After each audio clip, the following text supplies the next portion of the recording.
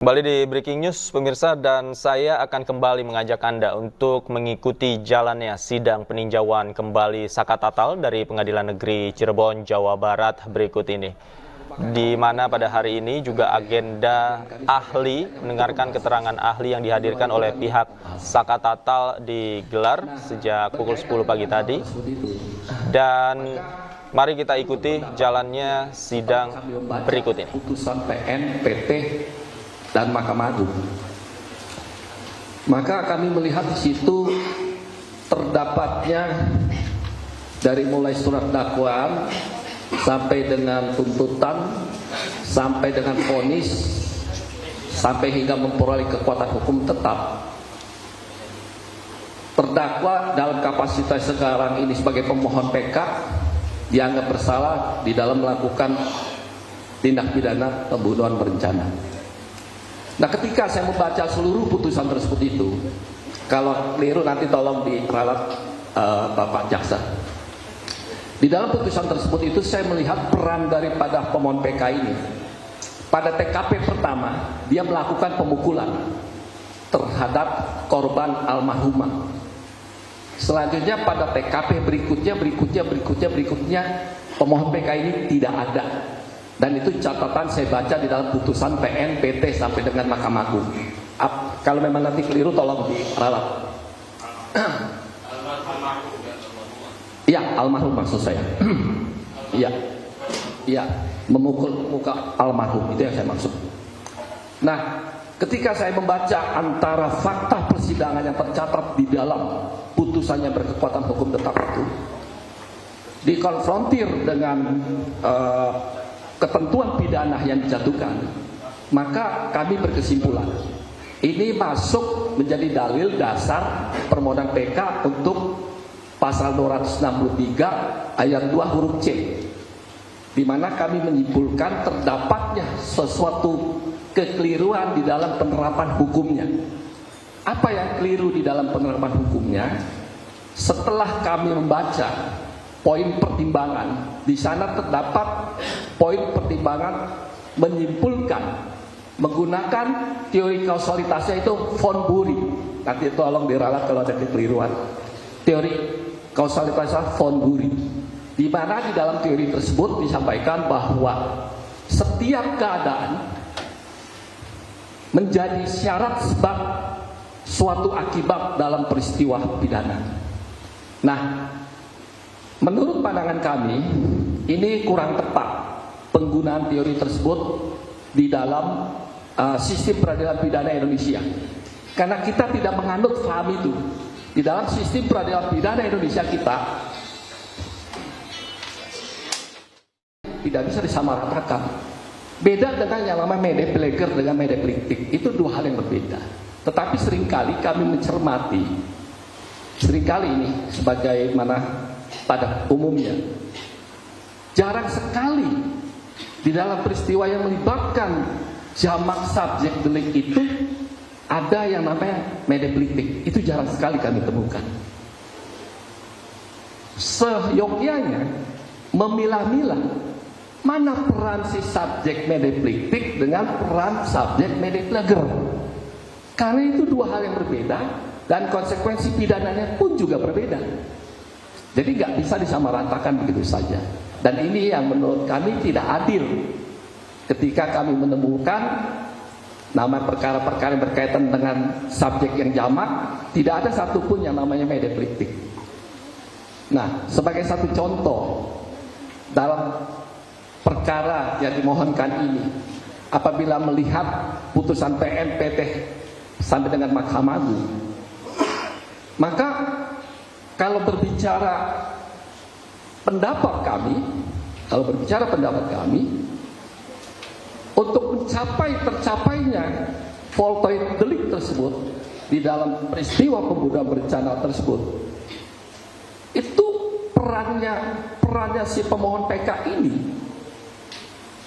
dia tidak terbatas pada TKP pertama, bahkan dia harus ada pada TKP pertama. Kenapa? Karena di dalam mede pleger itu harus ada kesepahaman yang sama di dalam mens rea. jauh sebelum peristiwa pidana itu ada. Itu harus ada dulu. Jadi niatan itu sudah ada dalam kebersamaan, bukan niatan yang bersifat per individu, bukan. Jadi harus ada bersama. Nah, kenapa begitu? Karena apabila mens reanya tadi tidak memenuhi syarat niatan yang semula mungkin itu ada pada beberapa orang, maka orang yang tidak masuk dalam niatan sebelum peristiwa itu terjadi, dia tidak bisa serta-merta menjadi media player. Dimungkinkan kalau dia disertakan menjadi media pliktik, itu dimungkinkan. Perannya hanya membantu. Ini yang membedakan. Jadi oleh karena itu, pada kesempatan ini, di dalam permohonan PK ini, kalau kami memiliki pandangan, sangat dimungkinkan dalil di dalam pasal 263 ayat 2 huruf C ini menjadi dalil yang mungkin akan dipertimbangkan lebih seksama pada hakim PK di Mahkamah Agung. Itu akan lebih dipertimbangkan. Mengapa? Karena membahas persoalan peran daripada pemohon PK ini, di mana asas kausalitasnya tadi sudah jelas-jelas.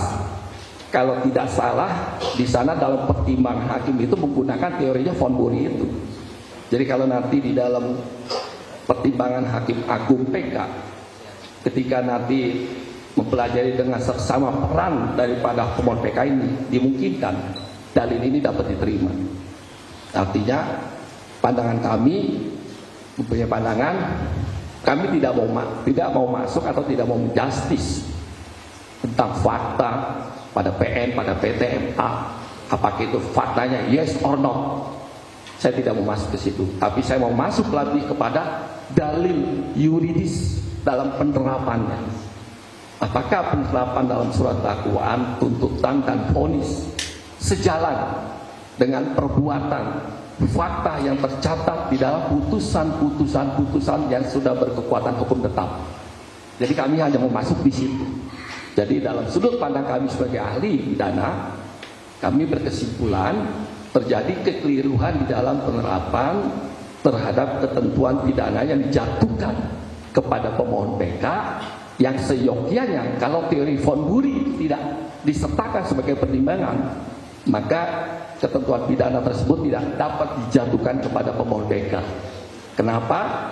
Karena akibat delik material, akibat daripada jatuhnya korban itu secara logika di dalam penerapan interpretasi rasional tidak mungkin memukul wajah sekali menimbulkan matinya korban tersebut. Itu yang bisa kami sampaikan di dalam kesempatan ini. Demikian, terima kasih.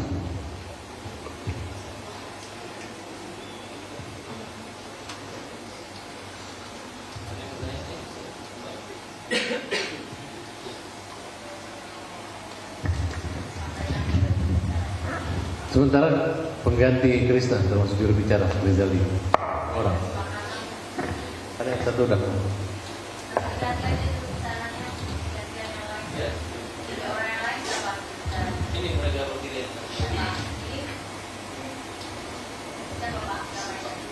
Rizaldi.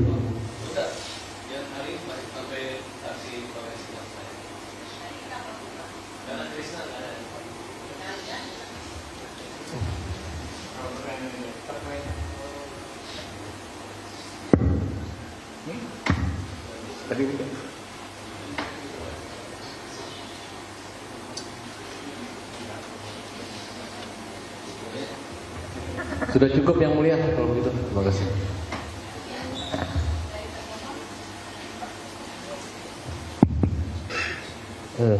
Terima kasih yang mulia atas kesempatannya.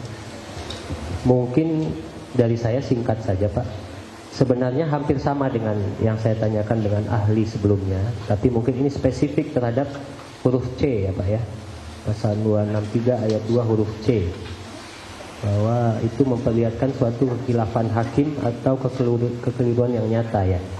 Nah maksud saya, yang ingin saya tanyakan, apakah kemudian permohonan PK ini hanya menyampaikan bahwa hakim itu keliru, atau juga perlu disampaikan bahwa kelirunya ini tetapi yang benar adalah ini, seperti itu.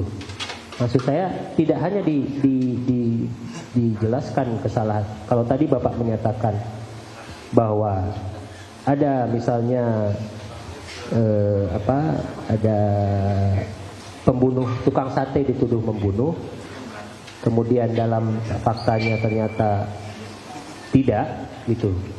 Dimohonkan kemudian novum yang menyatakan tidak, atau apakah perlu dimuat juga novum yang menyatakan bahwa faktanya seperti apa, siapa yang sebenarnya membunuh, seperti itu, Pak. Terima kasih. Ya, terima kasih untuk pertanyaan tersebut. Kami ingin coba lagi menegaskan dalam pandangan kami bahwa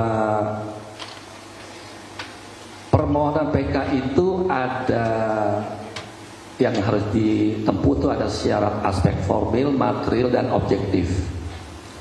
Dalam pandangan kami tentunya yang dimaksud syarat formil artinya pemohon PK itu harus disampaikan kepada orang yang punya kompetensi terhadap putusannya setelah berkekuatan hukum tetap itu. Itu bisa pada terpidana langsung, bisa juga kepada ahli warisnya. Lalu dalam aspek materialnya, tentunya permohonan PK tersebut itu sejalan dengan huruf A, huruf B, dan huruf C. Dan itu tidak bersifat alternatif, dan itu tidak bersifat kumulatif. Artinya diberikan kebebasan, apakah mau menggunakan huruf atau AB atau ABC. Silakan, sepanjang apa yang disampaikan. Kalau menyampaikan huruf A, ini dalilnya. Kalau menyampaikan huruf B, ini dalilnya. Kalau menyampaikan huruf C, ini dalilnya. Sepanjang itu penguatan di memori PK tersebut itu.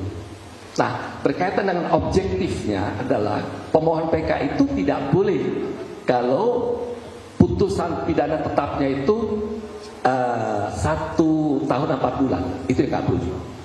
Nah, itu yang bisa kami sampaikan. Dan berkaitan dengan tadi yang kami sampaikan, terjadi kekeliruan itu, kami sendiri pun mengutip dari putusan tersebut itu, di mana dalam putusan tersebut itu yang sudah berkekuatan hukum tetap ini, peran pemohon PK ini hanya memukul wajah almarhum pada TKP pertama, dan pada TKP berikutnya ia tidak ada lagi. Itu saya baca dalam putusan tersebut. Kalau keliru, tolong diralat. Nah, kalau memang itu gak keliru, itu yang kami tarik. Kalau memang itu seperti itu faktanya, itu fakta yang sudah tak terbantahkan, karena itu sudah putusan berkekuatan hukum tetap. Lain halnya nanti kalau ada putusan PK yang berkata lain, itu lain. Saya tidak masuk ke ruang yang di luar huruf C, saya nggak masuk itu. Maka tadi saya katakan, saya tidak menjustis putusan tetap itu faktanya benarkah, tidak benar, saya tidak justice itu. Tapi saya mengutip itu saja dulu, bahwa peran pemohon PK ini hanya memukul wajah, dan pertimbangan hakim di dalam putusan itu menggunakan teorinya von Bury. Nah, pertanyaan hukumnya dalam sistem peradilan pidana kita, teori von Bury itu diperbolehkan atau tidak, diberlakukan atau tidak? Jawaban kami tidak. Tegas sekali kami katakan tidak. Kalau kita belajar pada strata 1 itu sangat jelas dikatakan teori von Bury itu tidak dapat diterapkan dalam sistem peradilan pidana Indonesia kita. Nah, oleh karena itu kami berkesimpulan kekeliruannya adalah ketika menjatuhkan putusan itu dari dakwaan sampai tuntutan itu adalah ketentuan pidana tentang pembunuhan berencana, sementara perbuatannya yang tercatat dalam putusan tetap itu memukul wajah. Nah, dalam teori yang kami anut itu tidak ada persesuaiannya akibat hukum pemukulan itu menimbulkan matinya almarhum. Kenapa? Karena ini deliknya delik material, dan kebetulan delik materialnya ini tidak sama juga. Bahkan boleh dikatakan kalau kami ekstrim mengatakan gini, 351 ayat 1 itu delik formil. Kami tegas saja, terserah mau berbeda pendapat. 170 ayat 1 delik formil, ayat 2 material. Jadi 170 351 ayat 2-nya material, ayat 1-nya formil. Jadi kami tegas saja di sini kami katakan begini, kalau memang ternyata terjadi putusan yang bukan delik pembunuhan berencana atau delik pembunuhan biasa kepada pemohon PK ini, kalau bukannya, kami tentu berpendapat lain. Tapi karena sudah diputuskan ini merupakan penjatuhan pidana yang sudah tetap adalah pembunuhan, maka kami katakan tidak sejalan dengan teori yang kami pahami. Itu saja.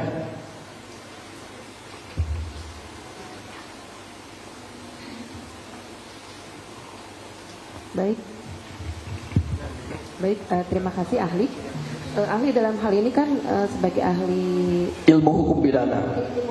Iya, kebetulan kalau dari SK kementeriannya saya itu materi dan forbil. Oh iya. Terus dalam pengembangan konsentrasi ilmu hukum pidana saya berkembang lagi menjadi beberapa keahlian kami antara lain seperti tipikor gitu. Bahkan kami ada lagi segera meluncur satu buku yang tentu nanti akan kontroversial. Buku itu berkaitan dengan tipikor, dengan keuangan negara yang menyangkut APBN atau kementerian. Baik. Demikian. Ya. Saya lanjut ya Pak, izin. Terkait tadi yang Bapak sampaikan bahwa di poin C itu bahwa putusan jelas memperlihatkan suatu kehilapan hakim atau suatu kekeliruan yang nyata. Tadi terkait juga dengan teori Van Conbury ya, yang menurut Bapak bahwa hakim itu tidak tepat untuk menggunakan itu karena hukum di Indonesia tidak tepat menggunakan itu. Nah, yang saya ingin tanyakan, kan dalam hal ini hakim itu kan mempunyai keyakinan Pak. Ya, setuju. Keyakinan hakim, bagaimana menurut pendapat ahli dalam hal ini apabila hakim itu memang berkeyakinan bahwa teori itu bisa digunakan, ya Pak ya, digunakan oleh karenanya ketika memutuskan suatu perkara apapun, kita tidak terikat pada perkara ini saja, artinya pada perkara apapun, misalnya seperti Bapak tadi contohkan juga terkait pembunuhan tukang sate, kemudian perkara-perkara lain gitu kan. Kemudian ketika hakim merasa yakin, keyakinan hakim menerapkan teori tersebut menurut menurut pendapat ahli ya, apakah keyakinan hakim itu patut dipersalahkan? Karena tadi menurut ahli kan seharusnya tidak. Kemudian di Indonesia juga tidak tepat ya Pak, bukan ya, tidak tepat untuk menggunakan teori tersebut. Mohon penjelasannya Pak izin. Ya, terima kasih.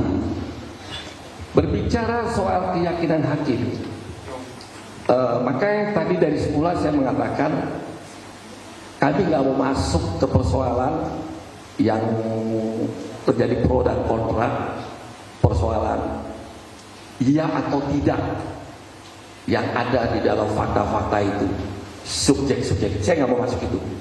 Saya hanya mau masuk ketika ada dalil yang dapat didalilkan yang berkaitan dengan penerapan hukum. Nah, saya mau masuk di situ. Nah, ketika hakim dalam putusan PN, PT, Mahkamah Agung berkeyakinan, ya keyakinan ini kan dibentuk dari 3 alat bukti. Jadi keyakinan dibentuk dari 3 alat bukti, bahkan ditambah lagi dibentuk dengan alat bukti yang keempat. Itu bisa iya atau tidak alat bukti keempat itu adalah keterangan terdakwa. Karena keterangan terdakwa ini boleh dikatakan nggak perlu dipertimbangkan lebih lanjut. Yang perlu dipertimbangkan alat bukti 3 dari keterangan saksi fakta, keterangan ahli dan surat. Jadi keyakinan itu timbul dari sana. Keyakinan hakim itu yang dibentuk berdasarkan 3 sumber itu hanya untuk meyakinkan apakah terdakwa ini bersalah sebagaimana alat bukti yang ada di permukaan. Bersalah dan tidak ini kan berkaitan lagi dengan yang namanya teori pembuktian yang kita kenal, bahwa dualisme. Kita punya pembuktian itu bahwa antara perbuatan dengan pertanggungjawaban pidana itu 2 hal yang terpisah. Jadi meskipun nanti fakta-faktanya antara apa yang didakwakan, apa yang terbukti di persidangan itu sudah terpenuhi, meskipun sudah terpenuhi pada kesimpulan akhirnya itu, Tapi ketika berbicara pertanggungjawaban pidana, maka hakim akan bertanya, terdapat nggak nih kesalahannya nih si terdakwa ini yang berkaitan dengan pertanggungjawaban pidana. Jadi pertanggungjawaban pidana itu kan kita berbicara kepada apakah si terdakwa ini mampu bertanggung jawab secara psikis, dia mampu tidak. Lalu pertanyaan lagi, ada nggak alasan pemaaf, ada nggak alasan pembenar terhadap apa yang sudah terbukti itu. Nah, makanya saya tidak mau masuk soal keyakinan hakim tentang fakta pembunuhan itu yang ada di persidangan. Saya nggak mau masuk itu. Yang saya mau masuk hanya persoalan ketika di dalam pertimbangan itu menggunakan teori von Bury tadi, itu yang menurut kami tidak tepat. Teori itu diterapkan gitu di dalam delik-delik tertentu. Contoh kalau yang tadi kami kemukakan dalam 170 ayat 1, 351 ayat 1 Yungto 55 is okay. Saya sebagai ahli berpendapat dimungkinkan teori tersebut diterapkan pada kasus tersebut.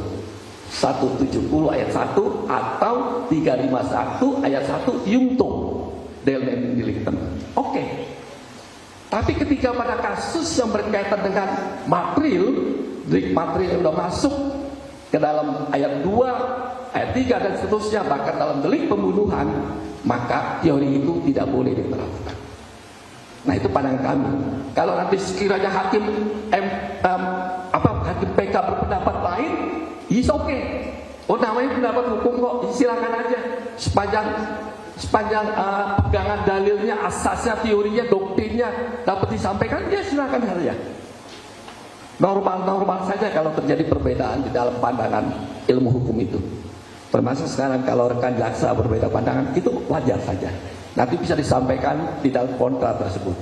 Gitu.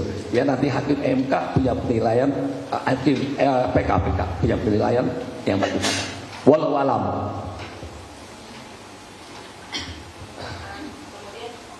Kemudian tadi artinya kan berarti keyakinan hakim itu tadi yang Bapak sampaikan, Bapak tidak masuk ke dalamnya, tapi hanya menerangkan sesuai keilmuan Bapak, itulah penerapan kalau menurut ahli gitu ya Pak ya. Nah, kemudian ada satu hal yang ingin saya tanyakan lagi sama Bapak sebagai ahli pidana, ilmu pidana. Misalnya ada suatu perkara nih ya Pak ya, dia itu pelakunya tadi jamak, artinya pelakunya itu lebih dari satu. Misalnya pelakunya itu misalnya ada 3 atau 4 ya. Nah, kemudian di antara pelaku itu, di antara 4 itu dia peranannya berbeda-beda. Peranan yang pertama misalnya dia mengejar, misalnya mereka sama-sama mengejar, misalnya mengejar korban, misalnya korban ini hanya satu nih, dikejar. Kemudian yang satu tugasnya mengejar sampai dia jatuh. Yang kedua tugasnya adalah memukul sampai dia tidak berdaya. Ketiga tugasnya mengambil motor misalnya. Yang keempat tugasnya karena dia melakukan perlawanan ditusuk. Nah, kalau misalnya kejadiannya seperti itu Pak, menurut keahlian Bapak, itu kan adalah rangkaian. Meskipun peranannya adalah berbeda, tentunya kita sebagai jaksa Pak, gitu biasanya kita memasang itu sudah pasti ada junto 55, gitu kan? Nah, itu ada peranannya berbeda-beda meskipun endingnya adalah yang membunuh satu orang. Kalau menurut pendapat Bapak, jadi untuk pembuktian itu, menurut Bapak itu seperti apa? Oke, terima kasih banyak. Terkait dengan teori tadi. Tadi saya mau masuk, tapi saya sudah dipertanyakan. Syukur alhamdulillah sudah dipertanyakan. Jadi begini, saya ingin mengembangkan lagi yang namanya dynamic delicten itu. Nah, kalau kita berbicara dynamic delicten pada medeflager, maka mens reanya itu dari awal itu harus sinonim, tidak boleh berbeda. Soal peran boleh berbeda. Peran boleh berbeda-beda sepanjang voltoid deliknya selesai. Kuncinya di situ. Maka ada teori namanya pendekatan dari perbuatan, ada teori pendekatan dari bekerjanya alat, organ delik, ada teori yang berkaitan dengan selesainya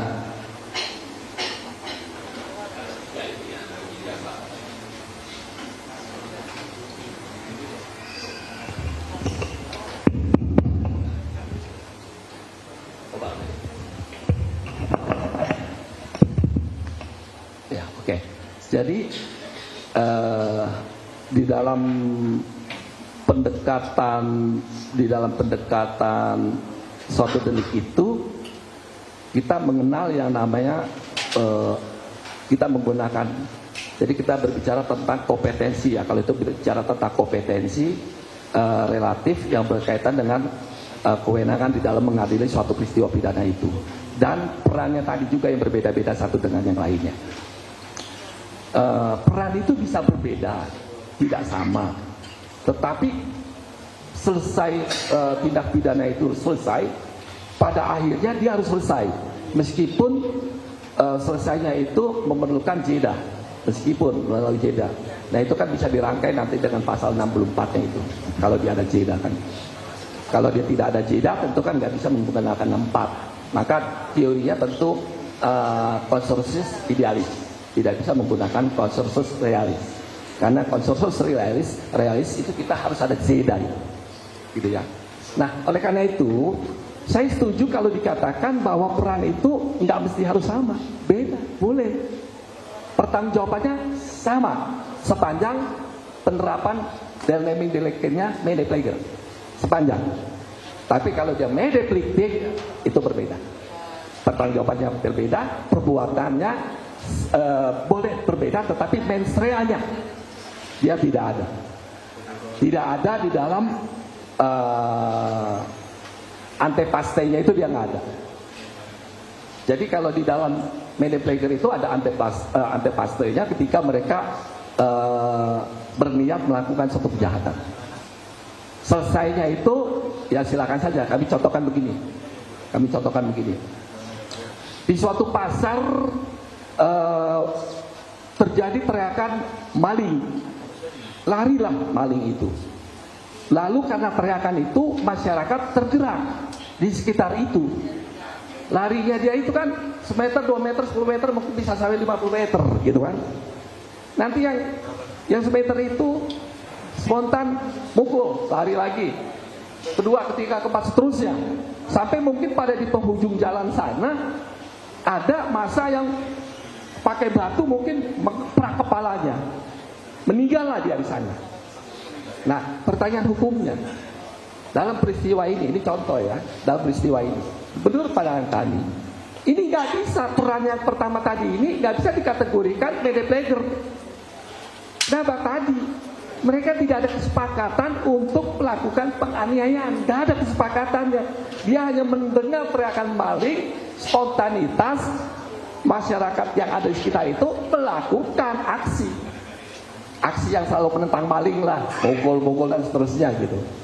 Nah itu yang terjadi seperti itu, contoh seperti itu, maka harus memilah-milah mana yang bisa kita gunakan mede plictic gitu, mana yang kita gunakan mede plicticnya gitu, mana yang kita gunakan mede plagernya. Tapi dalam peristiwa tadi menurut hemat kami ya nggak bisa digunakan mede plager gitu.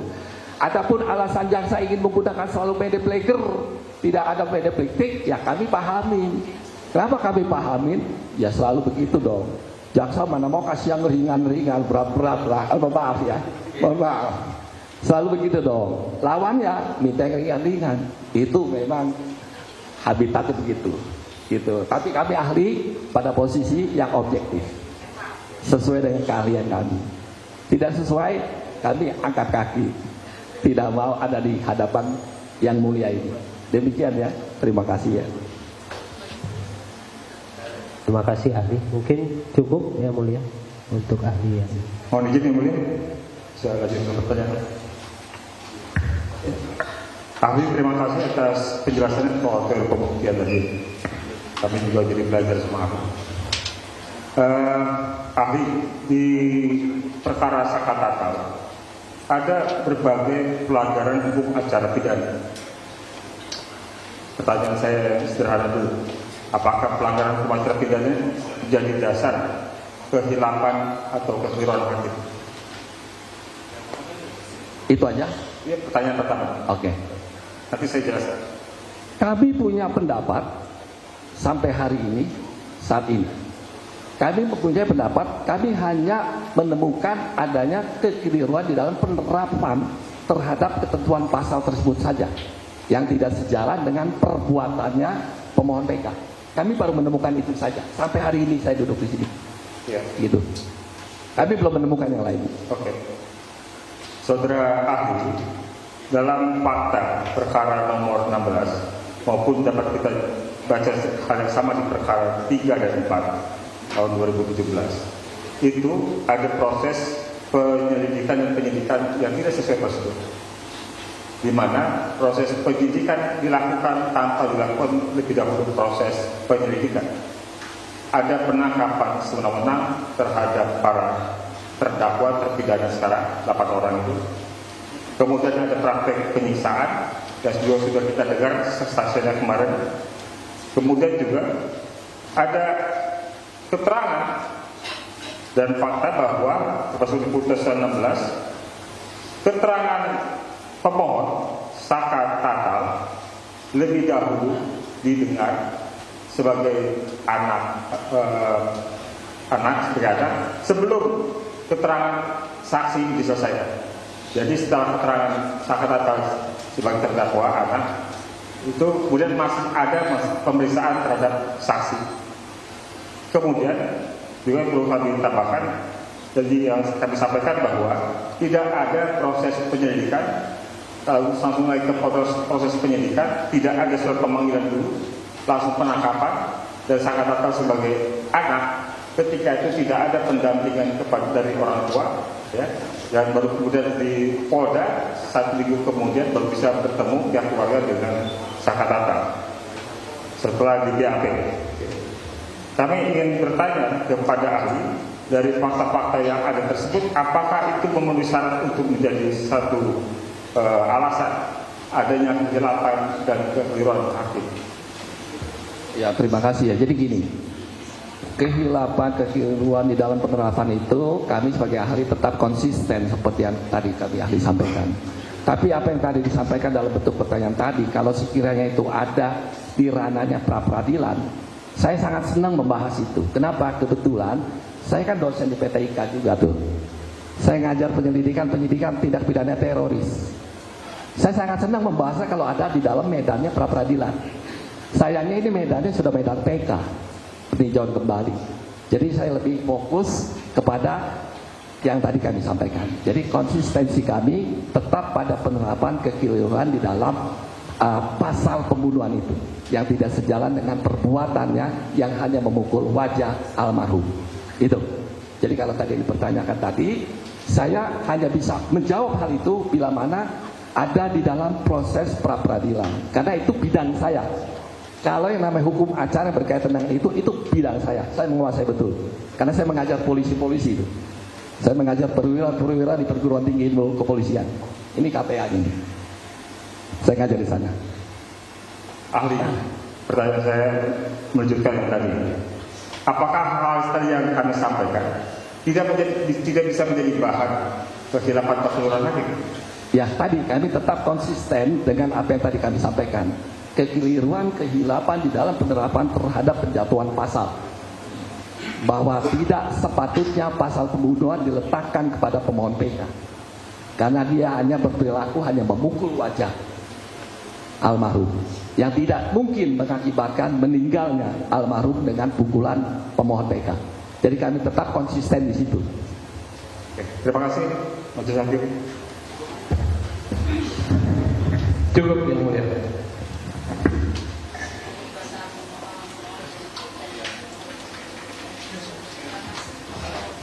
Terima kasih kembali.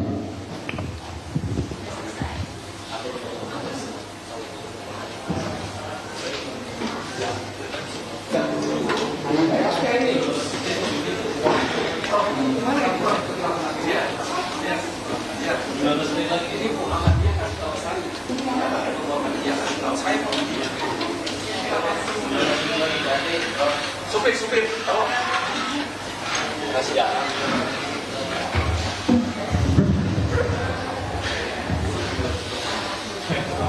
Ya, itu lanjut. Terima kasih yang mulia.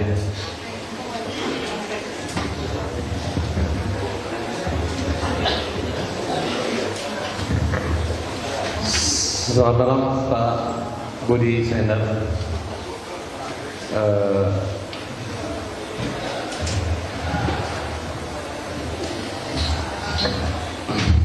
Malam ini di persidangan pengadilan negeri Cirebon, kami tim kuasa hukum Sakat Tatal perlu bantuan pengetahuan, ilmu dan pengalaman saudara ahli, khususnya mengenai visum maupun otopsi. Artinya, walaupun masalah visum et repertum maupun otopsi di Rumah Sakit Gunung Jati maupun pada Rumah Sakit Polri itu sudah termasuk dalam berkas sudah ada putusan. Kami mohon bantuan untuk menjelaskan beberapa pengertian terkait laporan Rudiana yang kita anggap tidak sesuai dengan hasil otopsi, karena dia sudah langsung tahu luka-luka apa yang terjadi, tapi belum diotopsi ketika membuat laporan tersebut. Mungkin ahli mengetahui juga tentang persoalan ini yang sekiranya dapat dijelaskan keahliannya di dalam visumnya untuk menilai apa sebelum memulai pertanyaan. Terima kasih.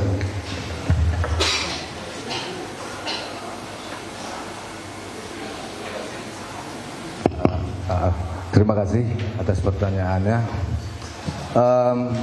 Yang mulia penasihat hukum dan termohon, izinkan saya untuk menjelaskan terkait dengan fungsi daripada visum et repertum dan mungkin juga peran daripada seorang dokter spesialis forensik.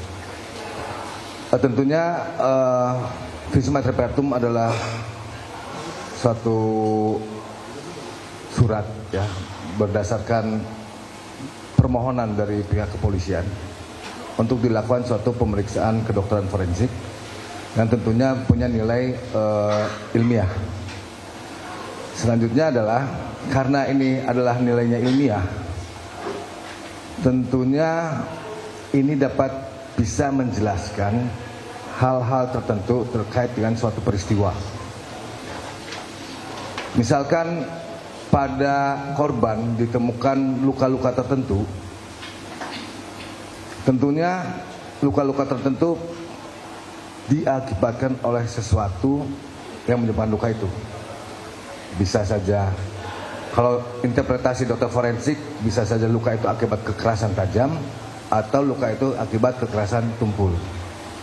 Artinya, kalau interpretasi seperti itu, kekerasan tajam atau kekerasan tumpul, artinya perlu dicari benda yang dapat memberikan efek luka kekerasan yang saya sebutkan tadi itu. Nah, di sininya peran fungsi visum et repertum ini hasilnya tentunya bisa digunakan oleh pihak penyidik untuk mencari alat bukti yang menyebabkan perlukaan itu. Selanjutnya bisa mencari siapa yang menggunakan alat bukti tersebut. Selanjutnya juga bisa melakukan rekonstruksi peristiwa. Bagaimana perlukaan itu dapat muncul pada tubuh seseorang.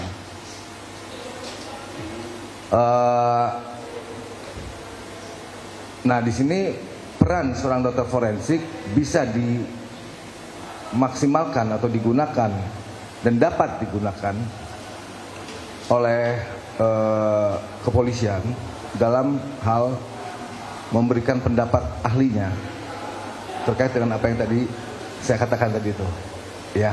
Jadi mendalami lagi hasil-hasil yang ada dalam visum et repertum itu untuk mendapatkan alat bukti lain atau mendapatkan kesesuaian antara alat bukti yang sudah ada dengan perlukaan yang ditemukan itu. Dan juga bisa mengupayakan suatu rekonstruksi peristiwa. Apakah peristiwa itu memang seperti yang diduga atau ada hal yang lain yang perlu dipikirkan. Mungkin demikian awalan saya. Terima kasih. Apakah saudara saksi pernah membaca hasil visum maupun hasil otopsi dari peristiwa kematian Vina dan Vina? ahli pernah membaca atau melihat atau menilai hasil visum maupun hasil otopsi kasus pembunuhan Vina dan Eki. Ya, saya pernah membaca. Apa kira-kira gambaran yang terdapat antara perbedaan antara visum dan hasil otopsi yang diketahui? Baik, mungkin yang dimaksud adalah dua-duanya kan judulnya visum et repertum. Otopsi judulnya visum et repertum, pemeriksaan luar juga visum et repertum. Jadi mungkin perbedaan antara pemeriksaan luar dengan pemeriksaan dalam di sini mungkin seperti itu ya. Tentunya akan ada perbedaan karena pemeriksaan luar itu, maaf izin.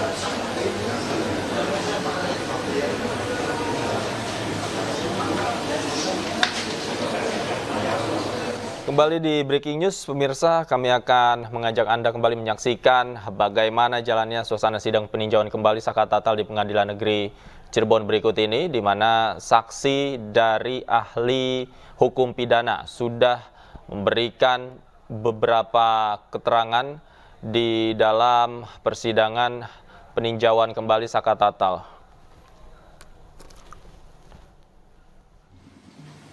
Nah, pertanyaan berikutnya adalah bagaimana proses kejadiannya, ya kan?